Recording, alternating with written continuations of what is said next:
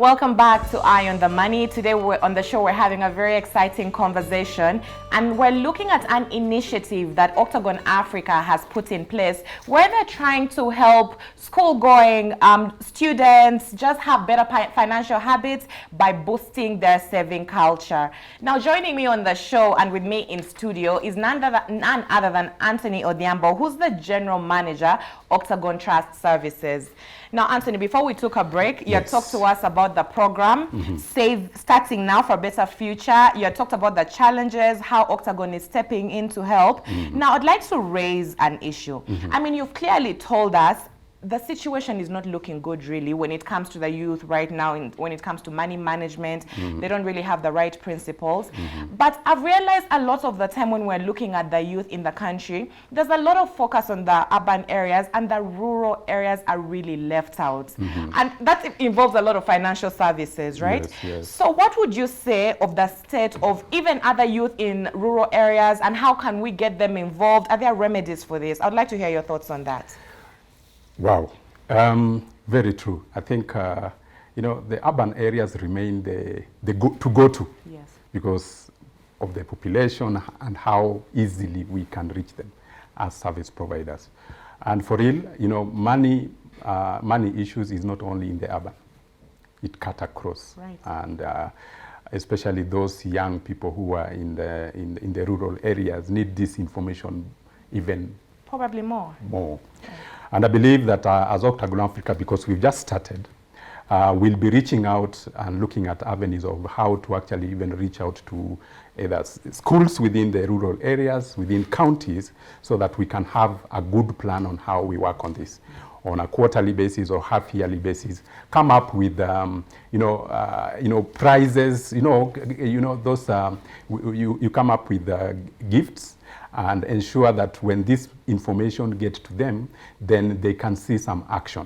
So those are the things that we are looking at, and I believe that as we roll to the next level to ensure that this financial wellness or financial planning gets to the lowest of the lowest, we'll use the schools network, private and public, just to ensure that we can be able to reach to them.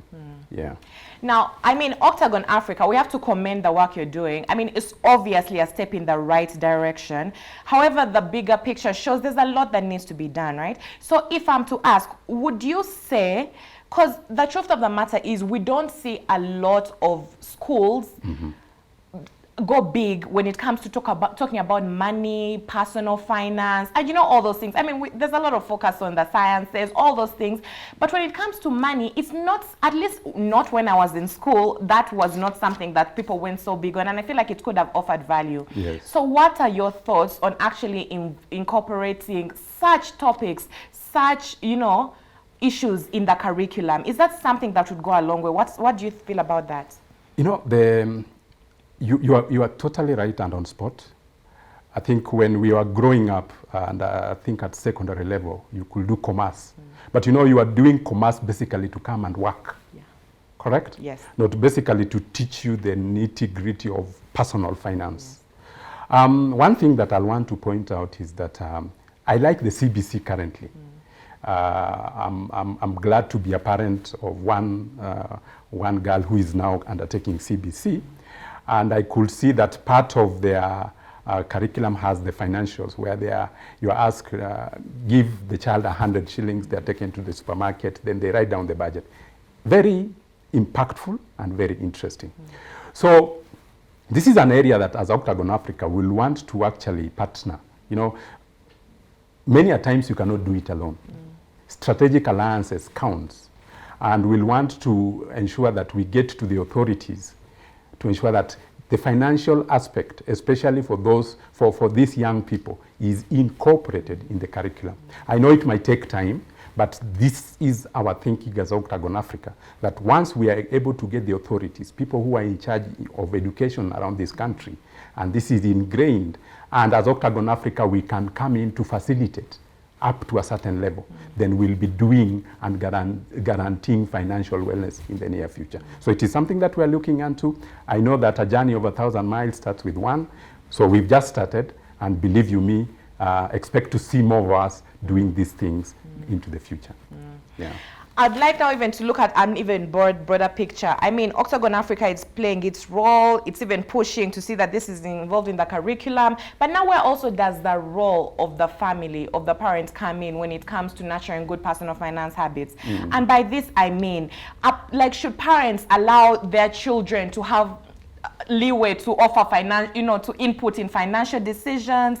How much is too much? How, as a family, or maybe even as a parent, maybe if you're to advise me, because you're obviously in this space, what advice would you give me in terms of nurturing a good financial wellness, savings culture in my child? Do I even have a place to play, or you, Anthony, you've done everything for me? No. In actual sense, financial wellness starts at the family level. Just as they say, you remember when we were having issues with the children banning schools. And if you look at the Ministry of Education and the schools, what they were saying is that their parents are not doing their role. When it comes to finances, it's the same. It starts at the family level. And I want to look at it from this perspective.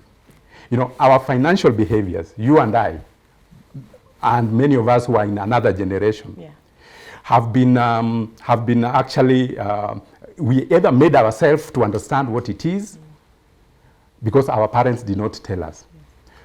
Our money behaviors have been affected by three things.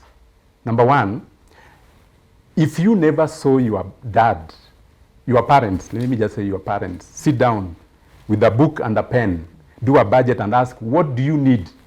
And you ask all of us as children, what do you need? And they write them down, and they walk to the supermarket and bring and say, no, this one we cannot have, this one we can have. What do you think you can do? Monkey see, monkey do. Right. So you are behaving like your mother or father unknowingly because you never saw them do it. Correct? So it rightfully fit in within the family table. They see it, they observe. Correct? Number two, at family level, once we do that, we become role models. Once we become many of the young people behave the way they behave financially because they don't have role models. They are not identifying a person who's done it, live it. So they want to chart their own way. In life, you cannot do that. You must have people that you look unto, people who you can be accountable to at personal level so that you can be the best that you want to be. So as you write it fully, financial wellness belongs and starts at the family table. Parents need to start discussing these issues completely, openly. If I can give an example of my children, one thing that they know is that you cannot tell me if let's say I'm leaving the house and they are there on a weekend, and you see me leave and ask, Dad, I don't have this. Definitely I'll not get it for you. Yes. This is something that we must have discussed, agreed on, because sometimes you just find that it is there. Somebody just wants some new thing because he feels that the other one is old. Yes. But when you go back, it is there. So with that, I always tell them that money do not grow on trees. And even if I had it, it was not meant for what you've just told me to do. So you must give me time to think about it. We must discuss it a little bit earlier and agree so that every money is tied to a need or a want for all of us. So financial wellness, financial literacy start at the family level. Yes. Now, Anthony, after all has been said and done, even as we get to the tail end of this show, Octagon Africa, Yes. 1,500 students to start. What else should we expect from you going forward in this space? I mean, you've excited us right now. Now, going forward, when it comes to boosting financial wellness, literacy, be it among the youth, be it among us, the adults, like, what should we look forward to from you? Thank you. And being January, I know people are calling it January. I am too. No. I always say that that's just a mental block that sometimes we get into. If you plan well with your finances, it doesn't matter the month you are. But you will easily be able to navigate all the 12 months without you noticing that it is. It is just a change of 1 month to the other. You've asked me a very good question. we're in January. Expect to see more of us, more of Octagon, especially doing financial literacy. If there's one thing, and as I shared with you, if there's one thing that I want to challenge all of us, all people watching, including myself, is that we must be financially well. And how can that be done?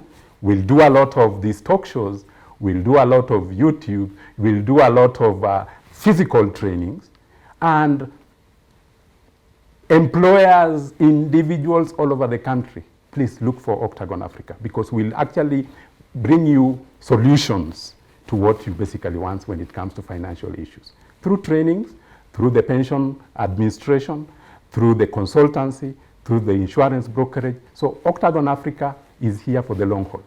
And us, as Octagon and within the industry, we are the leaders to ensure that financial solutions are given to the young, middle age, the old, until you die. So we'll work with you in all aspects of your life, and especially so financial issues.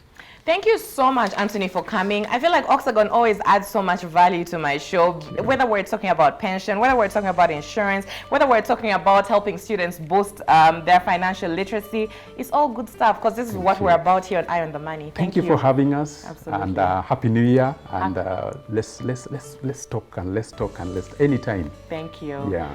Unfortunately, that's all the show we had for you today. But thank you so much for being amazing and sticking around to the end. Thank you for watching. Remember, you can always catch these shows on our social media handles. Give us your feedback on Facebook, Instagram, and Twitter. Enjoy the rest of our shows.